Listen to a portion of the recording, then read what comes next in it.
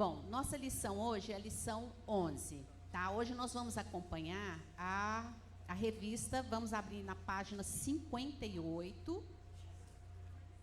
Nós vamos seguir bastante essa dinâmica.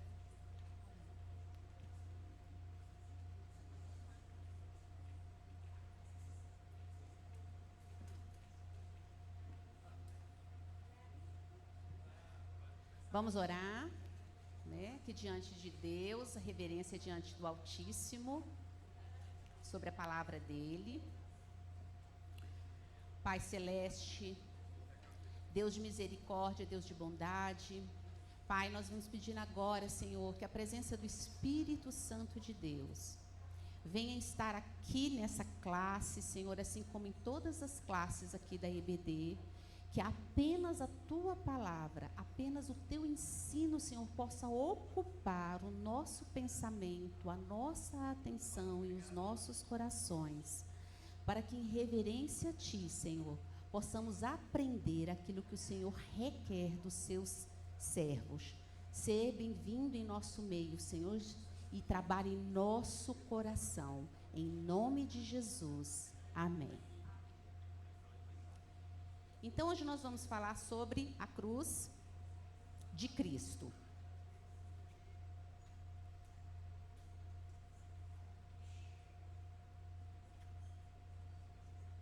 Vamos começar, irmãos. Hoje é um tema, é muito interessante, que sempre cai muito para mim sobre cruz, né?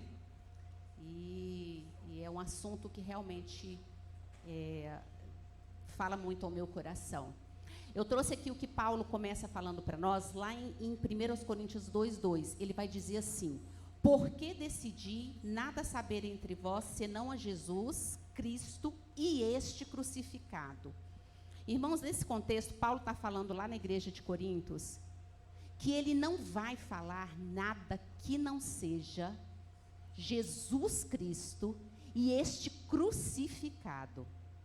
Isso aqui já nos mostra a morte de Cristo. Ela é a essência do cristianismo. Ela é o núcleo. Ela é o eixo central do cristianismo. E muitas das coisas que nós estamos vendo hoje é porque as pessoas estão se afastando desse eixo. A questão muito séria, que como o pastor estava falando aqui mais cedo na classe, do orgulho e da arrogância, é porque as pessoas estão pregando um outro evangelho que a essência não é o sacrifício de Jesus. Então ele começa a falar do que é próprio do seu coração. Sabe por quê?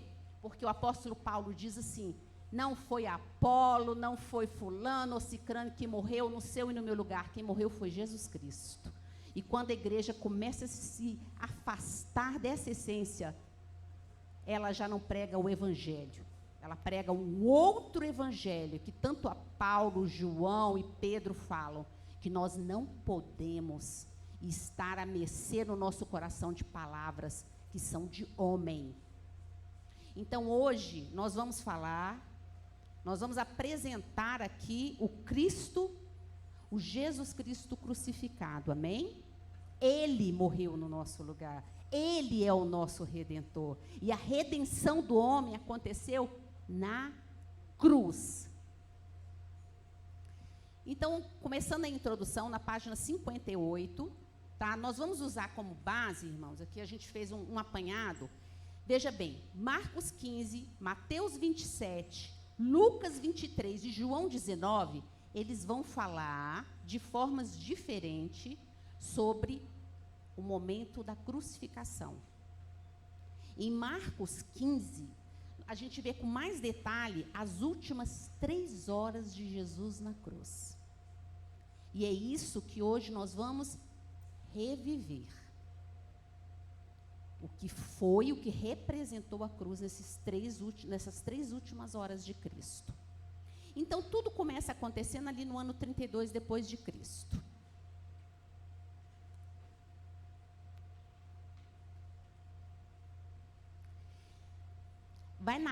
nós vamos narrar aqui hoje o que aconteceu ali, da hora sexta, que é o meio-dia, até a hora nona, que é as 3 horas da tarde, ok?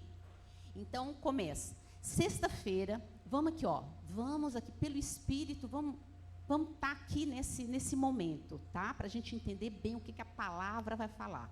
Vamos, pelo nosso coração e nossa fé, vamos nos reportar aquele momento.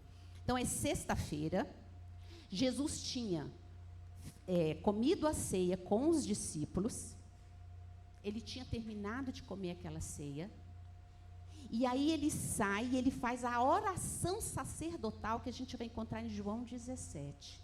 Essa oração sacerdotal, ela é muito importante para nós, porque ali, Jesus ele vai orar por ele. Naquele momento, Jesus está entregando ao Pai a obra, ele está dizendo para o Senhor que o que era para ser feito, ele está ali para fazer. Ele vai orar pelos discípulos, porque mesmo em toda a agonia que ele já sentia, ele tinha o cuidado e o amor por aqueles que ele tinha ensinado, porque a igreja ia vir a partir desses discípulos. E Jesus vai orar pelos crentes, por nós.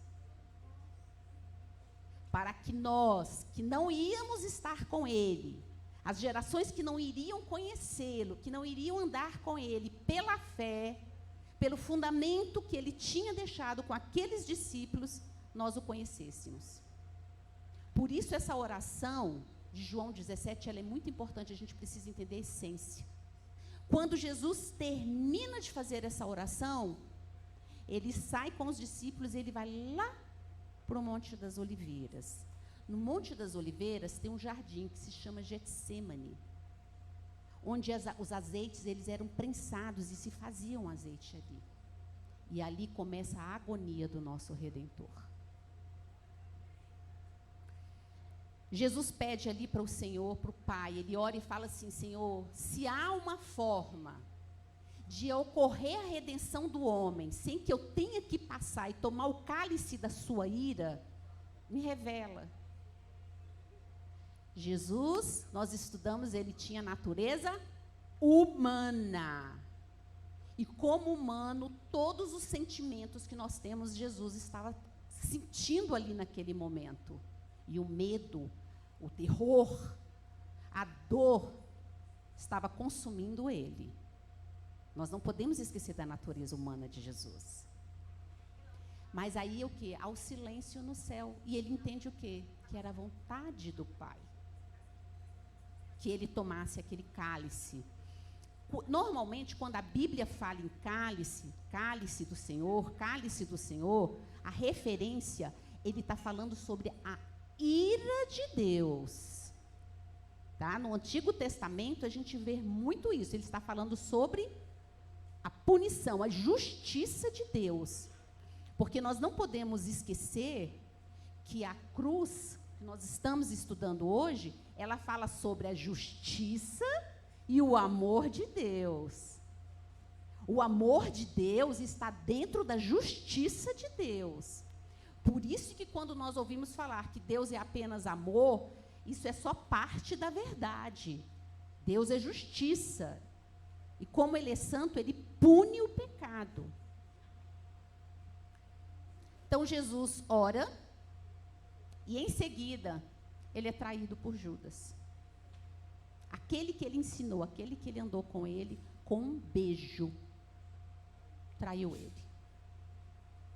E o Senhor ainda diz para ele: aqui viestes, amigo.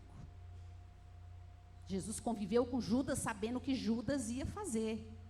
E mesmo assim ele amou Judas e cuidou de Judas.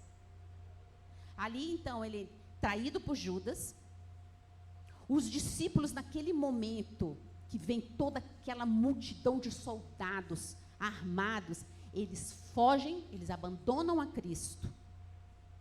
Jesus é preso. E é levado ainda naquela madrugada da sexta-feira para o Sinédrio. E o Sinédrio era o quê? Era onde tinha todas as autoridades dos judeus. E ali ele é condenado por blasfêmia, porque ele disse que era filho de Deus. Mas Jesus já tinha dito isso várias vezes antes, quando ele pregava no templo. Ele dizia o quê? Se vocês conhecessem o meu Pai, vocês iam me conhecer. Mas ali o Sinédrio tinha que achar algo para condenar Cristo. Então eles condenaram por blasfêmia. Ali começa a tortura de Jesus, naquela sexta-feira. Quando amanhece a sexta-feira, ele é levado para um lugar chamado Pretório. Ele é levado para Pôncio Pilatos, para ser julgado. Porque os judeus não podiam crucificar. Os judeus não tinham autoridades para matar. Então eles levam para Pôncio Pilatos. E ali, para Pôncio Pilatos, eles vão falar assim, ele está sendo acusado, aí já não era por blasfêmia, ele vai dizer assim, por sedição. Ele está fazendo uma revolução política, ele quer tomar o lugar de César, porque ele se diz rei dos judeus.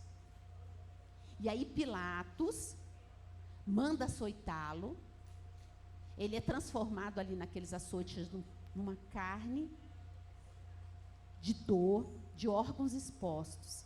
E Pilatos faz isso para ver se amenizava o povo, só que o povo queria a morte de Cristo. Então Pilatos, naquele ato de lavar as mãos e dizer, eu lavo as minhas mãos, o sangue desse inocente, ele está entregando Jesus para aquela multidão fazer o que quisesse com ele. E ele condena Jesus, que não tinha culpa, que não tinha pecado, a morte de cruz. E ainda, Jesus é morto no lugar de um assaltante, de um ladrão, chamado Barrabás. E junto com ele, cumprindo uma profecia do Antigo Testamento, ele é crucificado, a execução é feita com 2 salteadores. No amanhecer, antes disso, quando ele é condenado, nessa mesma oportunidade, Pedro, que era tão próximo do Senhor, vai negar ele 3 vezes. Quando amanhece aquela sexta-feira, por volta das 9 horas, Jesus já tinha sido torturado de todas as formas imagináveis nossas. Ele é levado para o Gólgota. Ele não consegue carregar a sua cruz, porque ele já tinha perdido tanto sangue, ele já estava tão machucado que ele já não tinha mais forças. Alguém carrega essa cruz para ele. Quando ele chega ali, ele é barbaramente crucificado.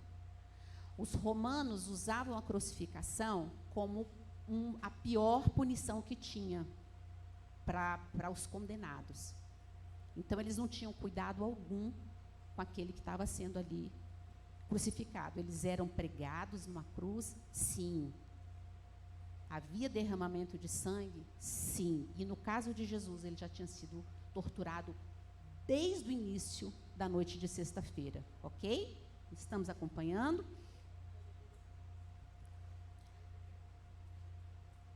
Esse lugar onde Jesus foi crucificado, é importante a gente pegar esse detalhe. Ele era fora de Jerusalém.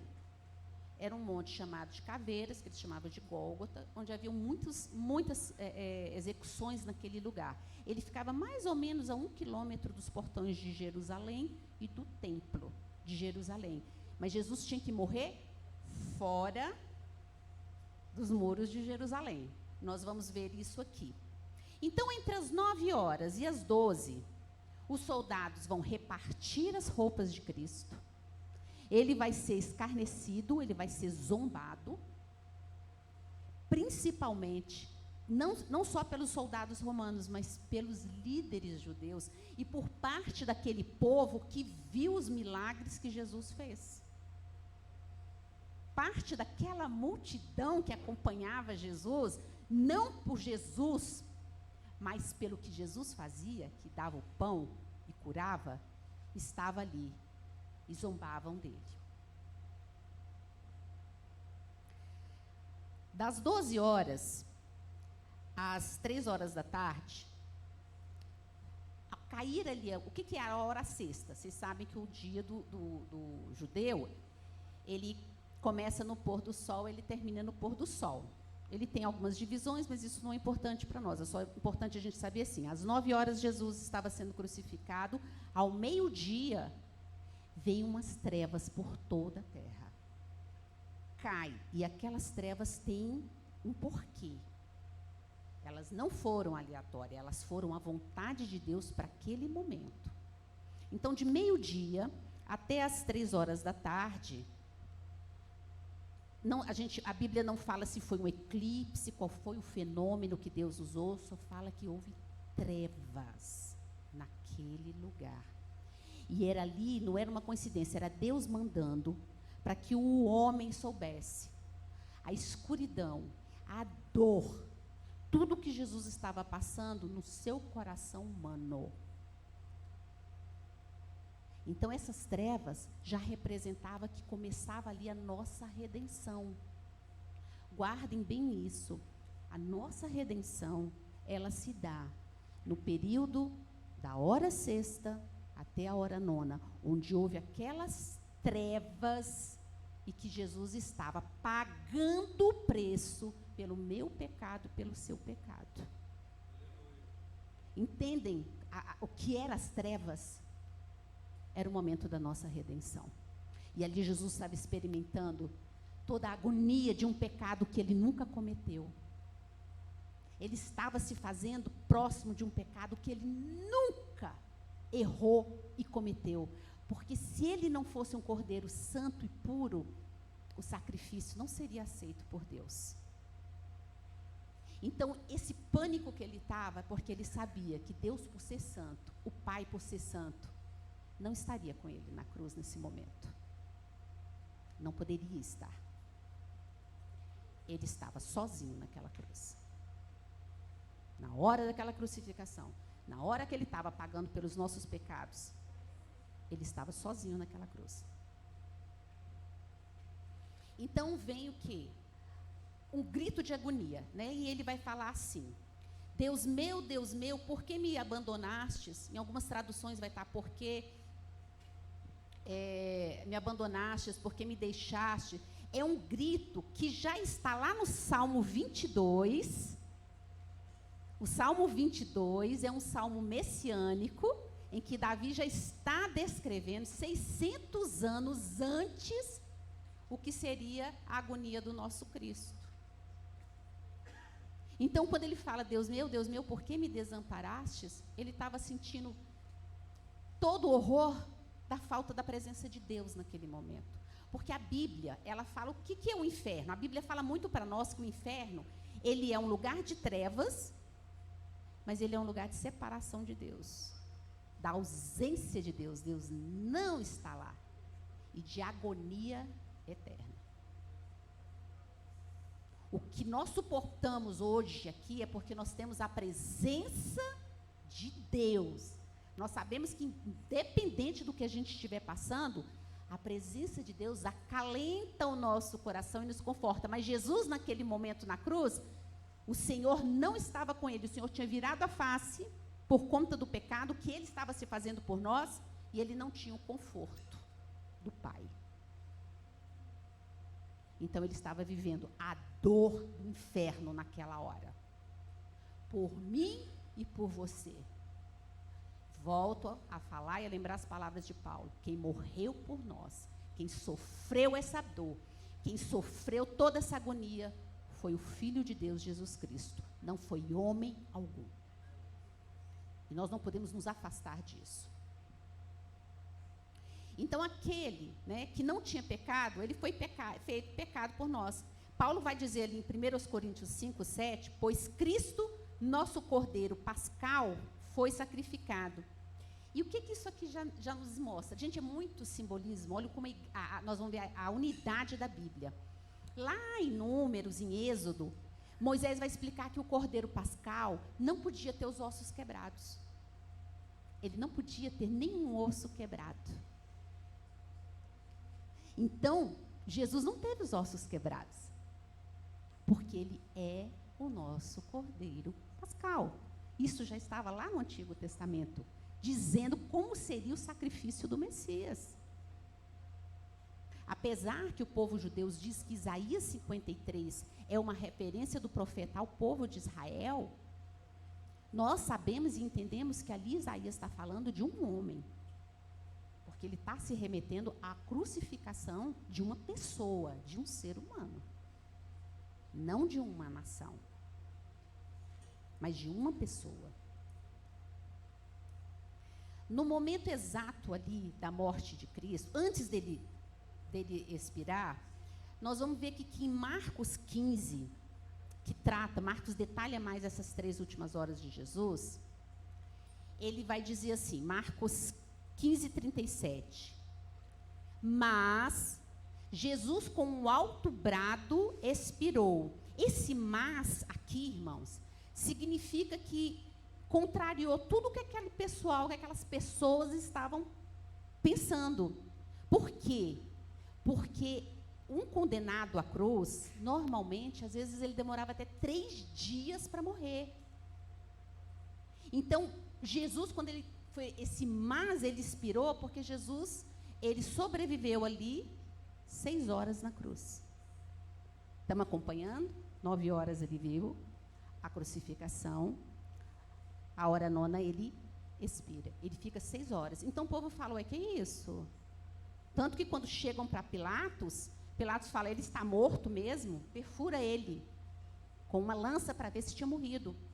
Porque senão tinham que quebrar as pernas, para quê? Para que com as pernas quebradas, a pessoa descesse mais da cruz, não tivesse mais forças, e aí ele terminava de morrer por asfixia. Mas Cristo já tinha morrido. Por quê? Porque o ato da cruz, e da minha redenção e da sua, foi um ato voluntário. Jesus, ele entrega o espírito dele. Mas antes disso, João diz que ele diz assim, está consumado. O nosso tetelestai, que está dizendo assim, a dívida foi paga. Foi paga, irmãos. Não tem obra que nos justifique. Quem nos justificou foi aquele momento ali naquela cruz, naquela placa ali, ó, que Pilatos mandou e colocou, que está escrito em grego, em latim, e no hebraico, que está dizendo que Jesus Nazareno, o rei dos judeus, foi pago ali, naquela dor, naquele momento. Homem nenhum pode fazer isso por nós, nós não podemos nos afastar e esquecer desse momento, que a nossa redenção foi paga com sangue e com dor do nosso Salvador. Quem morreu por nós foi Jesus, não foi homem nenhum além dele. Então ele fala que aí em Lucas ele diz o quê? Pai, em tuas mãos eu entrego o meu espírito. Voluntariamente aquele que é filho de Deus, ele entrega o seu espírito nas mãos do Pai, porque o que Deus tinha dado para ele fazer, que nós vimos lá no Jardim do Éden, que o descendente da mulher iria ser o nosso Redentor, estava sendo consumado naquele momento. Jesus é o nosso mediador, o único mediador. Não tem homem nenhum além dele, que sofreu por mim e por você. E aí o que acontece? Olha só como tudo na Bíblia é uma sequência e nada na Bíblia é escrito por acaso. Jesus não faleceu ali próximo das 3 horas da tarde? E às 3 horas da tarde, estava o quê? A 1 quilômetro dali, começando o sacrifício da hora da 9. Nós não podemos esquecer que Jesus morreu na Páscoa. Era o dia da expiação, onde o sacerdote, o sumo sacerdote, ele pegava 2 bodes, essa era uma das partes do ritual, 2 bodes, ali ele lançava sorte sobre um deles, um ia ser sacrificado e o outro ia ser solto no deserto.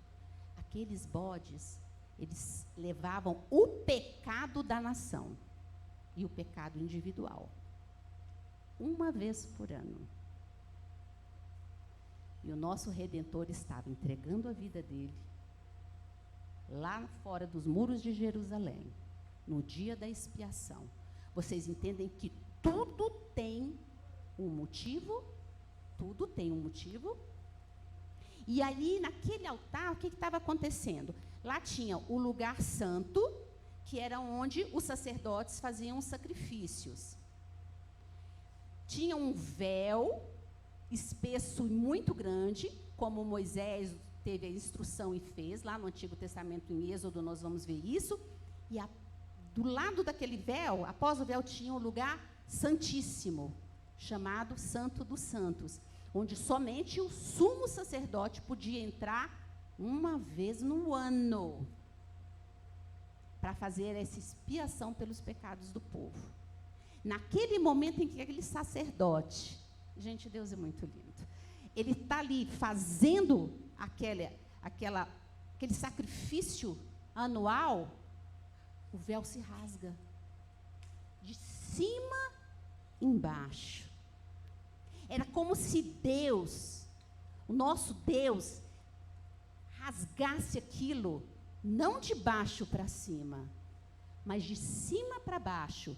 Era como se Deus estivesse falando assim: o sacrifício último foi feito.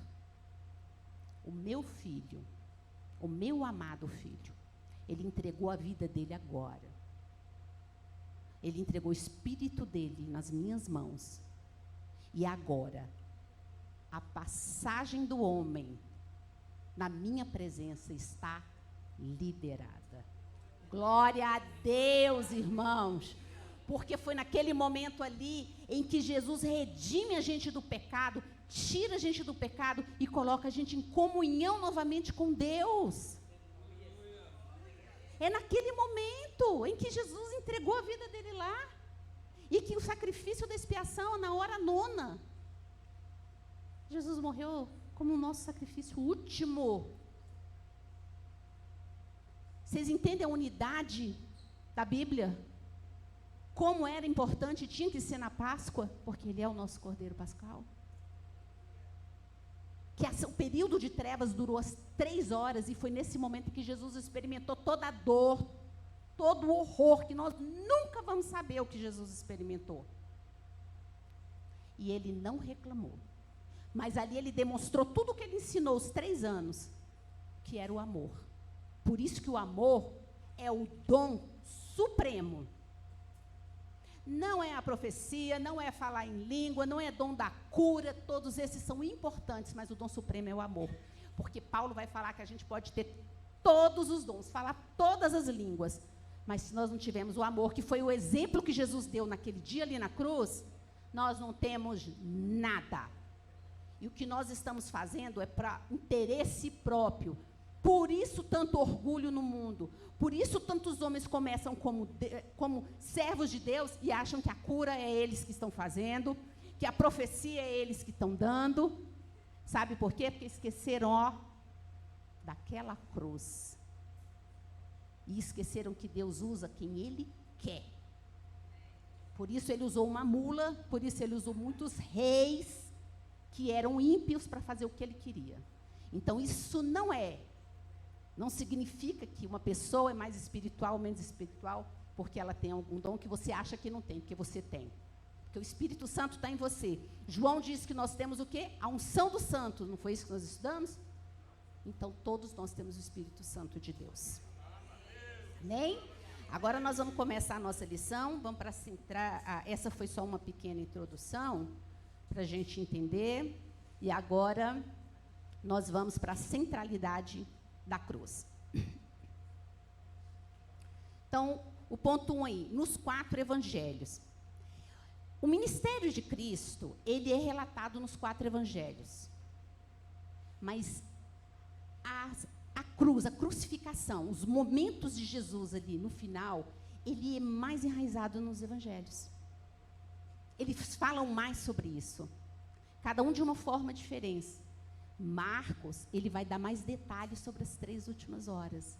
Lucas, ele vai falar mais sobre o sofrimento físico de Jesus. Tanto que ele no Getsemane, quando ele fala que o suor se transformou em gotas de sangue, ele está falando o quê?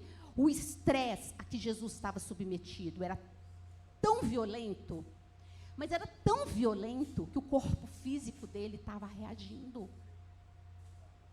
O pânico era a natureza humana. Naquele momento na cruz, Deus entregou o seu filho à sua natureza humana e perfeita. Ali foi o Jesus homem que estava morrendo. Ele sentiu a dor da chibata, ele sentiu os pregos, ele sentiu a dor. Ele era homem como nós. Jamais aceitem ouvir pessoas que falam assim, muito sutilmente, que Jesus suportou tudo aquilo porque ele era Deus. Ali foi a natureza humana de Jesus. Foi a natureza de Jesus humana, por isso que ele é o nosso mediador. Então, nós vamos ver isso aqui. Ele vai nos trazer 4 pontos aqui para a gente ver como a cruz é o centro do Evangelho. João Batista. Lá em João 1:29, João, quando vê Jesus, ele não fala assim, nossa, esse aqui é meu parente, né? Esse aqui é meu primo, porque eles eram primos. Não, ele fala assim, ó, eis o Cordeiro de Deus, que tira o pecado do mundo. Para quem estava ouvindo aquilo ali, é muito difícil eles não estarem assim, associando com o cordeiro sacrificial. Porque o sacrifício no templo para o judeu era algo muito familiar. Eles faziam isso o tempo todo. E eles sabiam do sacrifício na Páscoa. Então, para eles era normal, eles sabiam. Não, esse aqui, João sabia, aquele ali é o Cordeiro de Deus, é ele que vai ser sacrificado, é ele que vai morrer pelos nossos pecados. Então, isso é no início do ministério de Jesus. E ele faz aqui não tem como a gente não fazer um link de João falando de Isaías 53. Não sei se vocês vão lembrar, quando nós estudamos Isaías 52 e 53 fala muito sobre o servo sofredor. Então, ele está remetendo ali. Porque Isaías, ele fala sobre um cordeiro que estava sendo sacrificado. Então, há esse link. Viu como tudo isso já estava previsto e tinha profecias no Antigo Testamento? Nicodemos, em João 3, 14 e 15, está escrito assim, e do modo que Moisés levantou a serpente no deserto, assim importa que o Filho do Homem seja levantado, para que todo o que nele crê tenha a vida eterna. Gente, Cristo aqui, todo mundo, vamos buscar aquela conversa que Cristo teve com Nicodemos. Ele remete Nicodemos lá para o Antigo Testamento. Por quê? Porque os judeus, o Antigo Testamento já era escrito, e eles criam no Antigo Testamento. E aí o Senhor vai falar sobre essa serpente, que foi usada por Moisés, que muitos de nós lemos, mas nós não entendemos o que é. E o que é aquele contexto ali? O Senhor diz assim, Números 21, 8. O Senhor lhe disse para Moisés, faça a réplica de uma serpente venenosa e coloque-a no alto de um poste. Todos que forem mordidos viverão se olharem para ela. Esse contexto de Moisés, essa menção de Moisés, era o seguinte, Israel era muito desobediente. Então o Senhor mandou muitas serpentes venenosas para matar o povo. Primeiro link, quem é que nos mata? É o pecado. E as serpentes estavam matando o povo. E Moisés era um intercessor, gente, perfeito. Moisés, ele amava aquele povo, porque aquele povo era difícil. E ele fala, não, Senhor, tem misericórdia, arruma uma salvação, um jeito da gente salvar esse povo, está morrendo todo mundo. Aí Deus é um símbolo do nosso Cristo, ele faz o quê? Faz uma serpente de bronze. O bronze na Bíblia, ele sempre está, normalmente ele está vinculado à justiça, tá? A juízo, a justiça. Coloca ela num haste, né, que é um pedaço de pau bem grande, e deixa ela lá exposta. Levanta ela da terra. Quem olhar para ela vai ser curado. Ou seja, quem olhar para aquela serpente pela fé, ele vai ser curado. Jesus, não foi semelhante isso, Jesus, conosco? Porque quando nós olhamos para a cruz de Cristo, pela fé, nós não somos justificados e nós não somos salvos. E não é por isso que Paulo ensina tanto que não é por obras que nós somos salvos. As obras são uma consequência da salvação que ocorre no nosso coração e da regeneração? Então, ali naquele momento, Moisés está ensinando para a gente o quê? Que não importa muito, gente, a fé da pessoa. O que importa é o Deus em que você coloca essa fé. Porque aqueles homens lá do Israel antigo, eles também tinham fé em Baal. Mas acontecia as coisas? Não, porque a fé que eles depositavam era num Deus que é feito por mão de homem. Entendeu que a diferença é no Deus que a gente deposita a nossa fé? E a gente tem que entender isso. Nunca fomos nós, sempre foi Deus. Mas eu vou chamar a atenção de vocês de uma coisa que eu acho que é muito importante a gente frisar aqui. Lá em 2 Reis 18, 13 e 4, lembra do rei Ezequias? O rei Ezequias, quando assume, é um rei que faz a vontade de Deus. E o Senhor fala assim para ele: Ezequias fez o que era reto aos olhos do Senhor, conforme tudo o que fizera Davi seu pai, e fez em pedaços a serpente de metal que Moisés fizera, porquanto até aquele dia os filhos de Israel lhe queimavam incenso e lhe chamavam Neustã.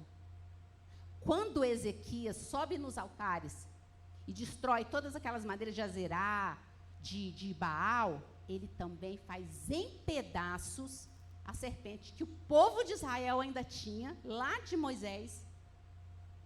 E isso, sabe o que diz para nós? Que independente do símbolo, do objeto ou do gesto, mesmo que tenha sido Deus que mandou em determinado momento, se for fora daquele contexto, isso se chama idolatria. A gente vai ver lá em Jeremias, onde o Senhor fala que a arca não vai mais se ver. Nós não vamos precisar mais da arca. E o Senhor não deixou, ninguém encontrou a vara de Arão, nem a tábua dos 10 mandamentos, e nem a arca. Porque a arca refletia quem? Cristo. Mas se tivesse a arca hoje, o povo estava idolatrando. Nós vemos por aí afora, gente, o povo fazendo réplica aí de arca da aliança. E entrando com ela e adorando. É idolatria. Essa parte aqui está nos mostrando isso. Tudo, qualquer tipo de objeto, mesmo que tenha sido Deus que mandou fazer, ele mandou fazer naquele momento, naquele contexto, se torna idolatria. Está vendo como a idolatria é algo grave e nós não percebemos isso? A quem que nós devemos adorar? A Deus. O homem foi criado para qual finalidade? O homem foi criado para um único propósito. O restante todo é secundário, para adorar a Deus. Isaías disse isso. Esse é o propósito, meu e seu. E o propósito de Cristo na cruz é nos redimir para que nós o adoremos em espírito e em verdade. Então, entendemos aqui a questão da serpente, o que aconteceu, e que o povo, os judeus, eles gostavam de uns sinais, né? A gente nunca vê isso por aqui hoje em dia. Deus dava um sinal, daqui a pouco eles queriam outro sinal para saber, para achar que Deus, ver que Deus estava com eles. Nós temos Deus conosco. Nós não precisamos de sinais. Deus dá sinais quando Ele quer. Mas os judeus, eles sempre estavam inventando alguma coisa nova e pedindo para Deus mandar alguma coisa nova, porque eles gostavam aí de uma coisa diferente. Né? Qualquer coincidência com o que a gente vê hoje em dia não é mera coincidência, tá, gente? É isso aqui que nós estamos vendo. Aí nós vamos ver agora a Santa Ceia. 1 Coríntios 11, 24 vai dizer assim: isto é o meu corpo, que é dado em favor de vocês, façam isso em memória de mim. Paulo aqui, gente, ele está repetindo uma tradição que ele recebeu do Senhor. Deixa eu falar aqui uma coisa para vocês. Lembra que a gente estudou que uma coisa chamada gnosticismo, ele já existia lá desde o século I? João já tinha problema com isso? Paulo está falando assim: o que eu recebi, eu ensinei para vocês. Porque uma das bases do gnosticismo é assim: existe uma hierarquia espiritual. Deus me falou alguma coisa que é um segredo, eu vou guardar porque Ele só falou isso comigo. Então, eu sou mais espiritual, eu tenho mais autoridade do que você, porque eu tenho coisas que Deus falou para mim e não falou para você. Isso é uma das bases dos gnósticos. E Paulo repete várias vezes que tudo o que ele recebeu, ele passou. Porque o cristianismo não tem segredos. Ó, dedinho, ó, tem não. Cristo pregava abertamente, os apóstolos pregavam abertamente. A Bíblia é o nosso manual. E o que Deus tem para a nossa vida está aqui. Tem essa de segredo, não. Deus falou comigo, não falou com você, não. O que Deus fala com uma autoridade no altar, o Espírito Santo, ele fala com todo mundo da igreja e ele diz, é isso aí mesmo que vai acontecer. Porque o Espírito, o Espírito Santo fala com o teu e com o meu Espírito. Não tem ninguém aqui que tenha. Ninguém, irmãos. Eu não tenho medo de dizer isso para vocês, porque é o que a Bíblia afirma. Porque o Espírito Santo é um só. E o nosso cabeça é um só, é Jesus Cristo.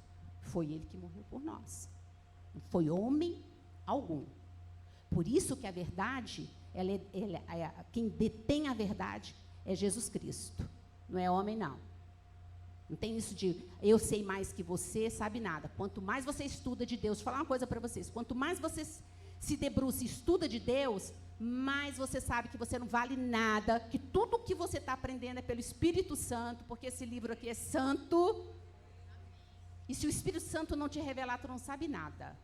E quanto mais você conhece de Deus, mais temor você tem ao nome dele. Porque você sabe o que acontece quando não obedece. Ou quando a presença do Senhor, quando o Senhor vira a face da gente. Que é aquele silêncio que muitas vezes a gente tem, a gente já sofre tanto com o silêncio de Deus. Amém?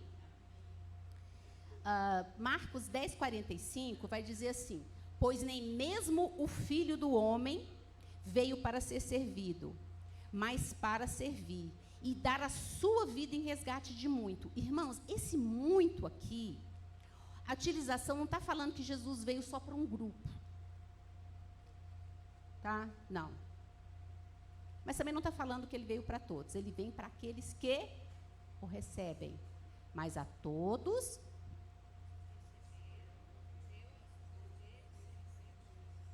filhos de Deus. Então tem uma condição aí. Mas a salvação estava à disposição de todos.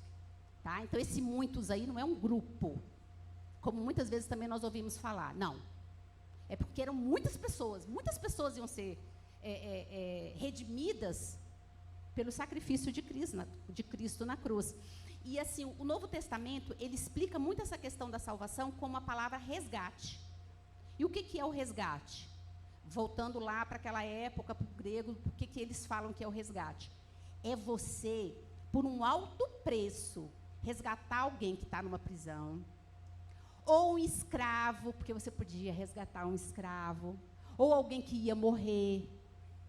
A gente pode ver e perceber muito isso. Hoje nós temos, infelizmente, casos de sequestros. O que os sequestradores fazem? Pegam a pessoa, prendem a pessoa, cobram preços exorbitantes para libertar aquela pessoa. Mas no caso aqui da cruz, o preço era alto. O preço era o sangue de Jesus. É por isso que o Evangelho, a centralidade do Evangelho é a cruz. Porque nós fomos resgatados por preço de sangue. E esse valor, meus irmãos, nós nunca vamos entender. Nunca. Até aqui está tudo certinho. Alguém ficou com alguma dúvida? Podemos continuar? Então, vamos lá. Primeira literatura cristã. As cartas da igreja, porque Paulo, ele não escrevia só para as igrejas, ele também escrevia para indivíduos. Tá? Os escritores do Novo Testamento, que nós temos as cartas gerais, eles também direcionavam para algumas pessoas, mas normalmente era para as igrejas daquela época. Eles falam muito sobre a referência da morte de Jesus. Tanto que a gente não viu que o Evangelho de João, ele é diferente dos outros, que a gente chama de sinótico, porque ele vem frisando que Jesus veio em carne, que Jesus morreu por nós, porque já existia ali o povo que levantava dizendo que Jesus não era Deus, ou que Jesus era uma criatura de Deus. E ali ele já falava sobre a natureza. Então, as cartas, elas vêm para quê? Para ensinar a igreja, e nos ensina até hoje. Como João, as cartas de João, João fala sobre, ele frisa muito sobre isso. Não fiquem ouvindo coisas por aí, vocês têm a unção do santo. Serve para nós hoje ou não serve, irmãos? E aqui, vamos aqui, 1 Coríntios 15, Paulo vai falar assim: antes de tudo vos entreguei o que também recebi. Olha ele falando novamente, que o que ele recebia, ele ensinava, que Cristo morreu pelos nossos pecados segundo as Escrituras. Paulo não estava inventando essa palavra. Paulo estava ensinando para eles que o Antigo Testamento já falava sobre o Messias. Paulo está mostrando para eles, lá no Antigo Testamento, tudo o que iria acontecer com o Messias, e que Cristo era aquele cordeiro pascal, era o sacrifício da redenção que Moisés já falava. Porque Paulo, ele entendia o quê? Que ele tinha que mostrar para os judeus em cima do que os judeus acreditavam. É por isso, irmãos, deixa eu abrir aqui um link para vocês. Muitas vezes a gente evangeliza da forma errada. Vou falar para vocês, eu também já fiz isso muitas vezes, tá? A gente chega para uma pessoa que não conhece a Cristo e a gente fala assim: Jesus te ama, não é? Normalmente a gente fala: Jesus te ama. Ele ama mesmo, irmãos. Mas o amor que nós temos que falar para a pessoa é assim: ó, Jesus te ama, e foi por isso que ele morreu numa cruz, para resgatar você do pecado e trazer paz para a sua alma. Viu a centralidade da cruz? Mas não se fala mais isso. Porque quando você mostra para essa pessoa que ele morreu numa cruz por amor a você, ele não está dizendo assim: vem para Jesus que sua vida vai mudar, vem para Jesus que tudo vai dar certo, vem para Jesus que você vai arrumar um bom marido, que você vai passar num concurso. Você está falando: vem para Jesus porque não tem outro caminho. Porque se você não aceitar ele, se você não sentir esse amor que ele teve por nós, você não verá a face de Deus. Só está dizendo isso com outras palavras, mas está falando a verdade. Paulo, ele não enfeitava o evangelho. João não enfeitava o evangelho. Pedro nem se fala. Eles falavam o evangelho como ele é, porque o evangelho, ele é confronto. E às vezes é muito difícil a gente falar da realidade do evangelho sem a gente ter que usar algumas palavras, que às vezes as pessoas falam: nossa, mas essa palavra é dura. Não é, meu irmão. É uma palavra de amor que Deus está falando. Se nós não nos submetermos à cruz de Cristo, nós não vamos entender também a ressurreição dele. Se você não morrer com Cristo através da cruz, você não ressuscita com ele. Porque você não morreu. Vai ressuscitar o quê? Entendeu como é uma sequência? E a gente está se afastando desse Cristo, como Paulo fala, desse Jesus Cristo crucificado. E aqui aqui a gente vê também que os apóstolos, eles sempre estavam pregando Cristo crucificado, por dois motivos. Primeiro, Paulo falava assim para os judeus: era difícil para os judeus entenderem a obra de Cristo. Era muito difícil, porque a ideia do judeu de Messias era uma outra, gente. Os judeus, eles esperavam um rei, um Messias como Davi, que viesse, sabe, assim, resgatar eles dos romanos, porque eles eram muito subjugados. Lembra que a gente já estudou isso? Então, Jesus veio totalmente diferente. Jesus veio sendo condenado por uma morte, que o Antigo Testamento falava que todo aquele que fosse para o madeiro, ele era o quê? Amaldiçoado. Jesus veio dizendo assim: se alguém bater na sua face, você dá outra face para ele. Jesus veio dizendo que se o seu inimigo tiver fome, é para você dar comida para ele. Que é para você orar por aquela pessoa que te atormenta, e ó, todos nós temos. E só dizendo o seguinte: a nossa cruz não é a pessoa que fica nos atormentando, que muitas vezes fala: fulano é minha cruz. Não, a sua cruz é a sua missão, é a obra que Deus tem colocado na sua vida. É a regeneração. Quando a gente regenera de novo pelo Espírito Santo, a gente toma a nossa cruz, porque a gente entendeu o que é a cruz. Ali, do meio-dia até as 3 horas da tarde, ocorreu a redenção da humanidade. Então, a gente entende isso. Essa é a nossa cruz. Aquela pessoa que atormenta a gente, que fala que a gente é fanático, que a gente não sabe viver, da família, então, é o que a gente mais ouve, né?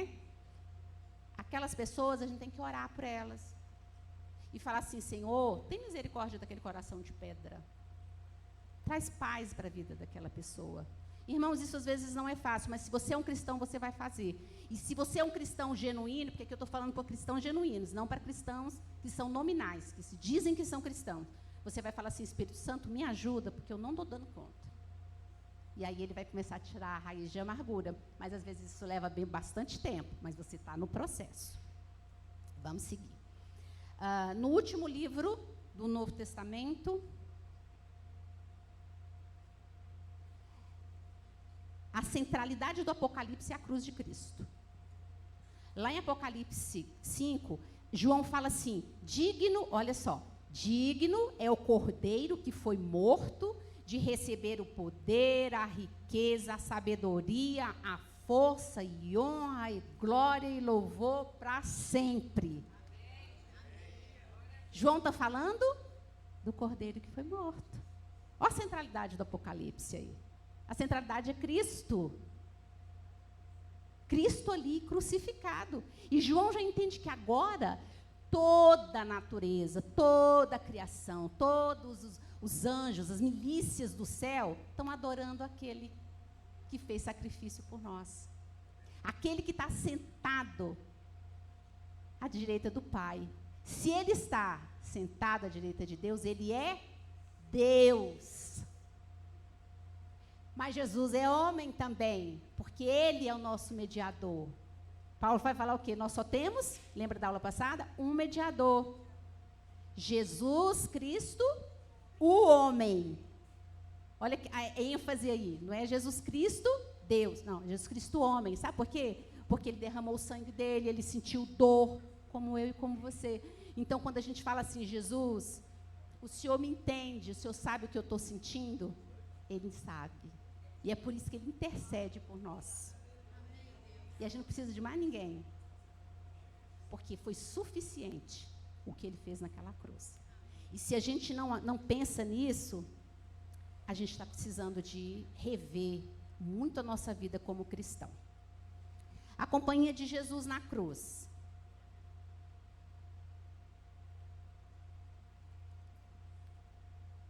Cristo, ele não morreu sozinho, gente. Lucas 23 vai dizer assim, ali o crucificaram, bem como os malfeitores, um à direita e outro à esquerda. Não é isso que Isaías falava? Que ele foi morto, que ele esteve com os transgressores na sua morte? Mas olha uma coisa bem interessante nisso aqui. Um ladrão fala para Jesus, reconhece Jesus como Deus e fala, Senhor, lembra de mim quando você entrar no paraíso, no reino? Mas o outro ladrão, ele fala bem assim, se você é filho de Deus, então se salva e me salva. Assim como aquela multidão que procurava Jesus pela comida e pelos milagres, aquele ali, ele queria Jesus não por ele ser filho de Deus, mas porque ele ia ter um interesse próprio. Jesus ia se salvar, mas ia salvar ele também. E sabe qual é a realidade do Evangelho, meus irmãos? A realidade do Evangelho é uma só. Uns vão aceitar Cristo, mas outros vão rejeitá-lo. E não pense que o rejeitar a Cristo é só dizer assim, eu não quero saber disso. O rejeitar a Cristo é quando você está servindo Ele, porque por os seus próprios interesses, pelo que Ele pode fazer por você e não por quem Ele é. Você está rejeitando, porque você está criando um Cristo que não é bíblico, e tudo que a gente cria no nosso coração é idolatria. Por isso é importante, no evangelismo, a gente ensinar aos nossos irmãos novos que estão conhecendo o Evangelho, que o amor de Jesus, o amor de Deus, a justiça de Deus, ela ocorreu na cruz. Ali foi a maior prova de amor de Deus pela humanidade. Foi quando ele sacrificou e recebeu o sacrifício do Filho unigênito dele. Esse é o amor de Jesus. Entendeu aí a mudança, o que é a ênfase da gente falar para a pessoa o que foi o amor de Jesus? E não o que ele pode fazer, porque aí nós vamos estar fazendo igual as multidões faziam. Cristo não foi obrigado a morrer. Ele não foi, irmãos.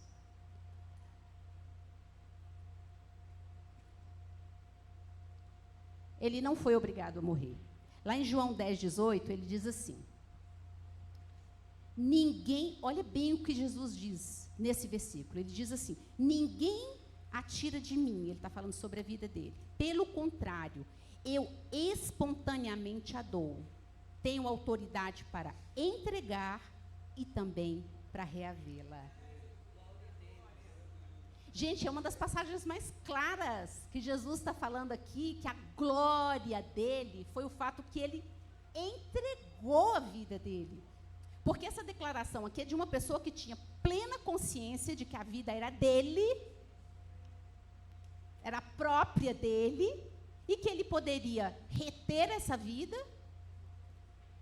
ou entregá-la. E essa é a glória do nosso Cristo. Mas nós nos afastamos disso quando nós esquecemos o que é a redenção na cruz. Nós esquecemos que a centralidade toda, principalmente do Novo Testamento, lembre-se que nós somos cristãos, nós não somos judeus, é a cruz de Cristo. É a redenção que ocorreu ali do meio-dia até as 15h.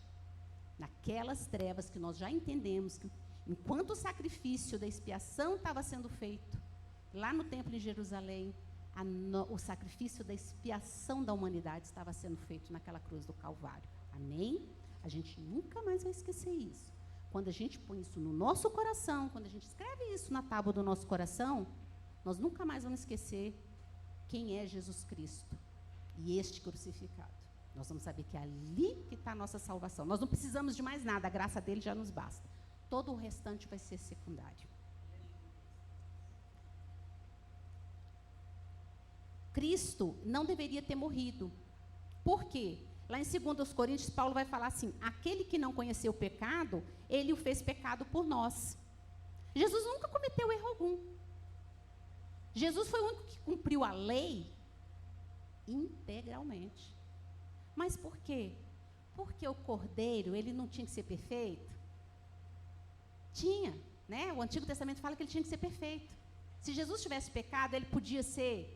Olha só, se Jesus tivesse pecado, ele podia morrer no teu lugar e no meu? Não, porque ele ia estar morrendo pelo pecado que ele fez. Então, ele ia estar morrendo por uma transgressão. Nós é que tínhamos que estar condenados. Nós estávamos condenados àquele martírio da cruz. Por quê? Porque nós transgredimos. Mas Jesus não, ele não teve pecado, ele se fez pecado. Paulo diz assim, ó, ele se fez pecado, não se fez pecador, se fez pecado para poder salvar os pecados da Liliane. Então, quando Deus olhou ali, naquele momento ali da redenção, e aí ele viu o substituto ali pela vida da Liliane morrendo, sangrando pelos pecados da Liliane, aí ele fala assim, não, os pecados da Liliane foram pagos. É isso que significa a cruz. Como não amar um Deus que morreu pelos meus pecados? Como não adorá-lo do que mais eu preciso? Do que a esperança de um dia estar no mesmo lugar com ele. Vocês estão entendendo o que é a centralidade da cruz? O que significou? É isso. Então, quando Deus olhou, ele não vai irar conosco, ele não se irou conosco, porque o sacrifício tinha sido recebido. Irmãos, a gente não pode se afastar disso, porque se a gente se afastar disso, a gente se afasta da essência do que é o Evangelho. E aí nós vamos dar ouvidos a evangelhos que são pregados por aí. Porque é muito fácil, como Paulo fala nos Gálatas, mas vocês rapidamente se corromperam, porque queriam ouvir aquilo que queriam ouvir. E pessoas estavam falando o que eles queriam ouvir. Por isso Paulo fala em Timóteo. Tem burburinhos, essas pessoas têm burburinhos no ouvido. Então, se começa a falar uma coisa que vai trazê-la para o caminho certo, para ela largar o pecado, não serve. Essa que é a verdade. O significado da cruz. Vamos indo aqui já para a gente meu tempo já está se esgotando. O significado da cruz. Nós não podemos entender a cruz sem compreender o fato do pecado. Porque foi o pecado, seu e meu, que pregou Cristo naquela cruz. Os romanos só executaram. Quem pregou foi os nossos pecados. E aí aqui vai dizer assim, nós estamos no século 21. Qual é o significado da cruz? Alguns falam que Jesus foi um mártir. Alguns falam até que Jesus se sacrificou por um ideal. Vocês já devem ter ouvido isso, né? Por um ideal, por uma coisa e tal. Só que assim, lá em Lucas 22, naquela agonia que ele estava, gente, ele estava entregando porque era a única forma de nós termos comunhão novamente com Deus, seria se o sacrifício fosse feito. Não tinha outro. Não tinha. E se isso não é amor, eu não sei o que isso é.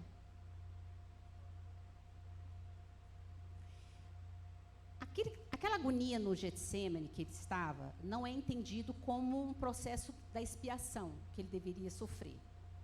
Mas é uma antecipação da dor que ele já estava começando a sentir. Por quê? Vamos gravar bem, porque a obra da redenção, ela foi realizada durante aquelas 3 horas de trevas lá na cruz. Ali nós estávamos sendo redimidos. Naquele momento, Jesus estava entregando a vida dele como cordeiro expiatório pelas nossas vidas. Então, o Getsemane foi só assim, o que ele sabia que ele ia passar. Imagina, gente. Você sabe que você vai, daqui a pouco vai chegar pessoas, vão te matar, vão te torturar, você vai sofrer. Gente, é muito amor. É por isso que eu fico assim, muito triste quando eu vejo as pessoas desvirtuando o Evangelho de Cristo. E dizendo que você vai ter uma vida maravilhosa e que você vai ter tudo o que quiser aqui. Jesus nunca disse que o reino dele era aqui. Jesus sempre disse que o reino dele é lá no céu. Pai, nunca foi aqui. Nós temos que entender isso. Quando nós entendemos isso, nós vamos ser gratos por tudo que Deus nos dá aqui. Enquanto a gente não entender isso, como se fala muito aí fora, que nós temos que viver o melhor de Deus nessa terra. Vocês já devem ter ouvido. A gente tem que viver o melhor de Deus nessa terra porque nós somos filhos de Deus. O que é o melhor dessa terra? Se você for um cristão, você vai falar assim, o melhor dessa terra é o Jesus Cristo no meu coração, porque Ele me salvou. Porque eu não sou daqui, porque a Bíblia diz que nós não somos daqui. Por isso que o mundo não gosta de nós. E deixa eu te falar, não vai gostar nunca. Esse negócio de falar assim, gente, nós somos perseguidos. Quando que a igreja não foi perseguida? Dizer assim, nossa, irmão, ora aqui por mim, porque o diabo se levantou e está fazendo arruaça na minha vida. Quando é que o diabo teve calmo? Ele foi tentar Jesus lá no deserto. Ele fez lá Adão e Eva pecar. O diabo faz o que ele tem que fazer. Ele não brinca de ser diabo. Mas a Bíblia diz que a gente não tem que combater o diabo, a gente tem que se sujeitar a Deus e resistir ao diabo, e ele vai fugir de nós. É por isso que eu me entristeço quando eu vejo muitos lugares por aí, em vez de estar adorando e cultuando a Deus, está dando, sabe o que? Vazão para endemoniado e para diabo, e fazendo ainda entrevista com o diabo. Num lugar onde tem que ser adorado é o nome de Jesus. Ou Jesus, ele não submeteu todas as trevas? Ele não venceu a morte, que foi a última ferida dele? Que história é essa de estar ouvindo demônio, irmãos? Satanás é um vencido. Mentiroso.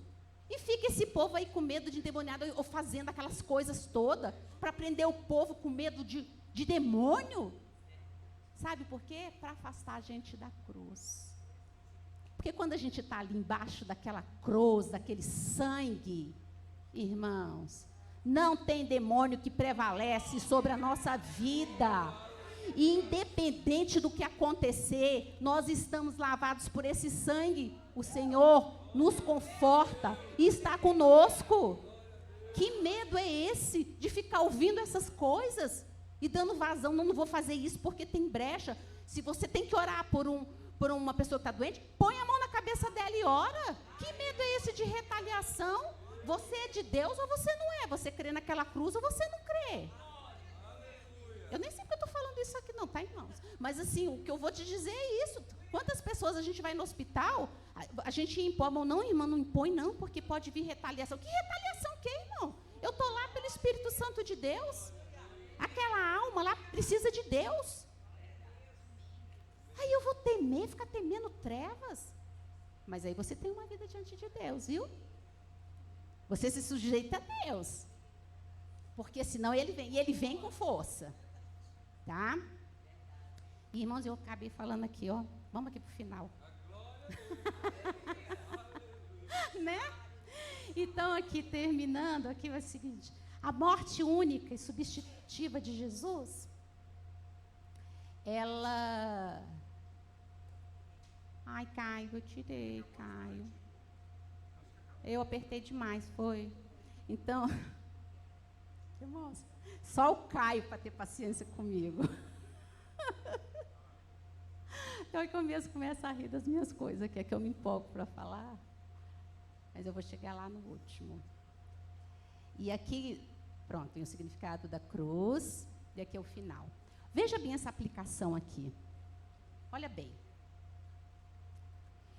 A palavra feridas, só que eu acho que isso é importante a gente trazer aqui, a palavra feridas nas nossas traduções, no grego, no original dela, ela é ferida. Ela está no singular. E ela quer dizer o seguinte, a ferida que nos trouxe a paz, que são as pisadoras, a ferida que Cristo sofreu, foi a morte. Por isso que ela foi o último dos inimigos. Porque ele venceu o que era invencível, e a ferida dele foi a morte.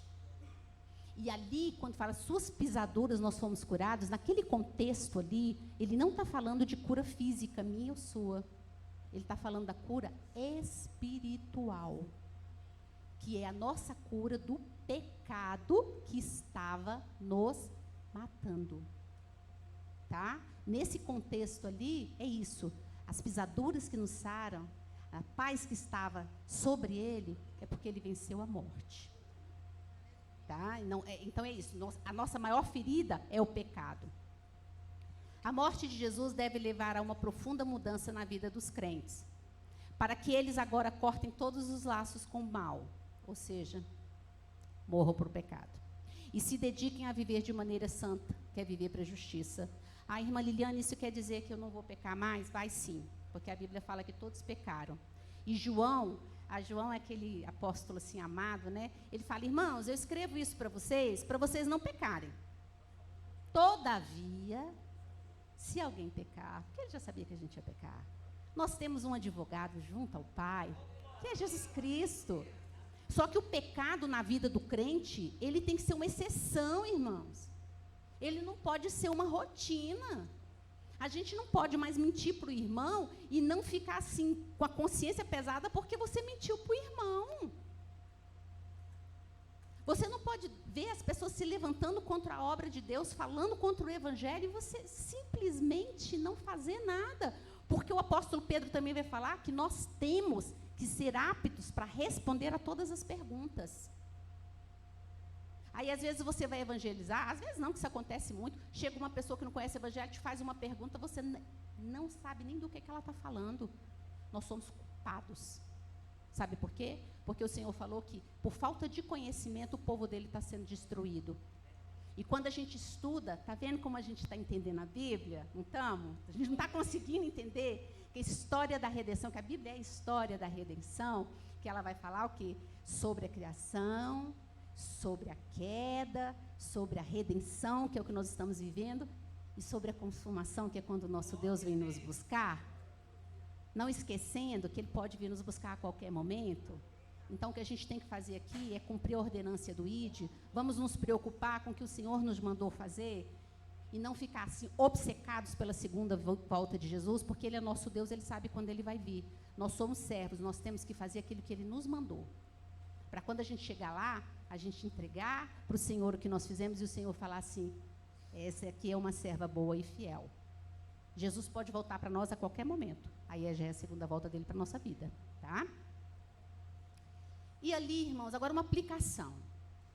Ó, vamos pensar aqui mesmo. Vamos assim, com o nosso coração aberto. Uma aplicação prática. Ali nós estamos vendo o sofrimento de Cristo. Foi por você, foi por mim que ele sofreu aquilo ali. Tem a cruz de Cristo provocado em você somente sentimentalismo passageiro? Ou tem provocado mudança de atitudes? Vida frutífera na obra do Senhor e bom testemunho para a glória daquele que deu o seu sangue por você. O que tem sido a cruz de Cristo na nossa vida? Isso que Paulo disse que estava pregando, que ele só estava pregando Jesus Cristo e este crucificado. O sacrifício de Jesus, ele tem mudado a nossa vida? Porque se nós somos cristãos, tem que mudar. Jesus falou lá para Nicodemos que se a gente não nascer de novo, a gente não vai ver a glória de Deus. E hoje sempre existiu 2 tipos de cristão. Existe uma coisa que a gente chama de cristão nominal. É aquele que vem para a igreja, ele cumpre um ritual que nem os judeus cumpriam, que eles iam no sábado, aí ele vem para a igreja e acha que aqui ele chegou, orou, chorou, adorou a Deus e está tudo bem. Ele está pecando tanto que ele já nem sente mais. Mas ele acha que ele vai ser salvo porque ele está aqui. Porque dizem aí fora que se você faz boas obras, se você é caridoso, você, está ganhando pontinhos com Deus. Tá não, viu, irmãos? A Bíblia não diz que tá. Porque nós somos justificados por Jesus, pelo sacrifício dele, não por obras. Porque ninguém vai chegar diante de Deus e dizer que merece a salvação. A Bíblia é clara quando ela diz isso, irmãos. Nós não merecemos nada de bom. A graça é um favor imerecido. Não vamos esquecer disso. Então, o que é nascer de novo? É mudar o nosso comportamento. O que é arrependimento? Outro dia, eu conversando com uma pessoa que ela não conhece o Evangelho, ela disse, nossa, mas Deus é muito mau, né? Porque não diz que ele perdoa os pecados, mas e por que então você tem que se arrepender? E eu fui explicar para ele, porque se você não se arrepender, você não vai mudar o seu comportamento, porque a gente só muda aquilo que a gente toma conhecimento que a gente errou.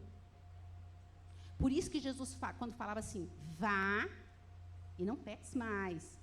Aquele que roubava, não rouba mais. Aquele que matava, não mate mais. Só um pontinho, quando a gente fala que matar, aquele que matava, a gente mata o nosso irmão com uma palavra, viu?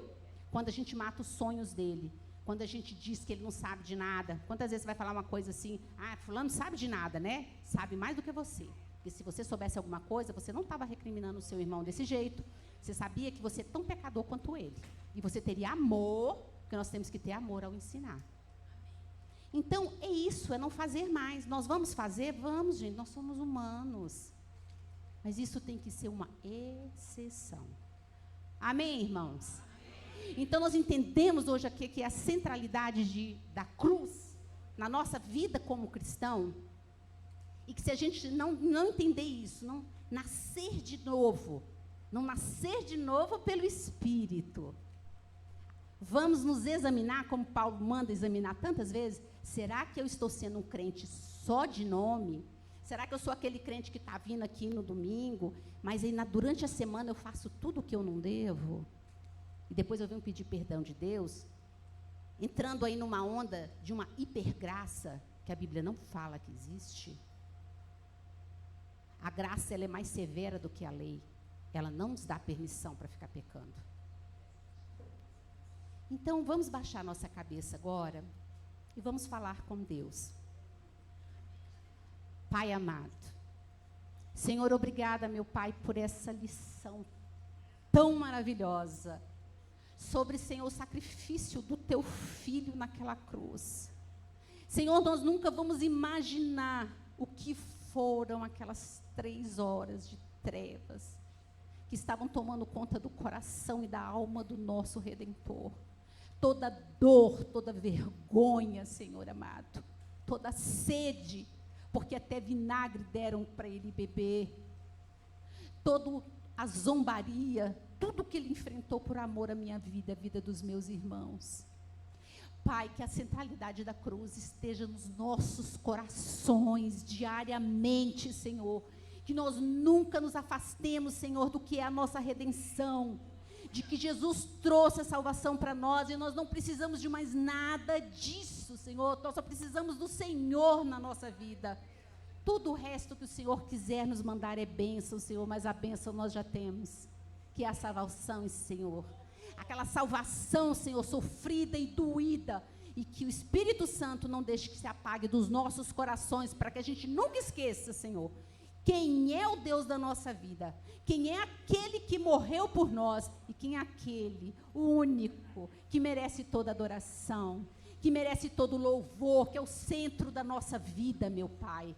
Senhor, nos ajuda a ser bons cristãos. Senhor, nos ajuda, Senhor, a seguir o teu caminho diante de um mundo tão mau, de um mundo, Senhor, que nos apedreja com palavras, de um mundo, Senhor, que zombam das nossas vidas.